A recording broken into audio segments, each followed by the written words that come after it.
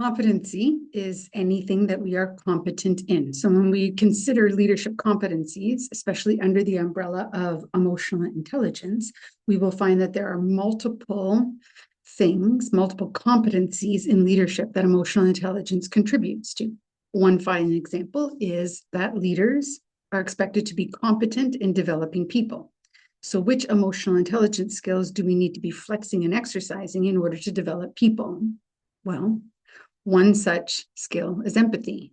As a leader, we have to be able to understand what people are experiencing and how they experience it, their ingredients and recipe that leads them to behaviors, performance, and outcomes. And when we understand that, then we can learn through our empathy how to best coach, guide, and develop them. If we don't use this skill, we might go about paintbrushing in our leadership style. We provide feedback and we develop people in the exact same way because we expect everyone to have the same ingredients and recipe in order to perform in our department, in our team, in our company.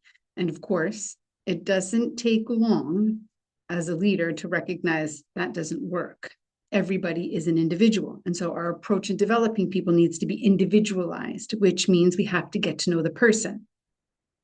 And we can take a look at how emotional intelligence provides scaffolding to a lot of leadership competencies. It will never just be one particular skill. Empathy is not a standalone skill. In order for anyone to execute on empathy at a high level of proficiency, to be competent in it, they also need a very high level of proficiency in their emotional self-awareness. Why is this? How do these two skills relate to each other? Well, our emotional self-awareness signals us what's below the iceberg of when I choose to use empathy and when I choose to withhold empathy.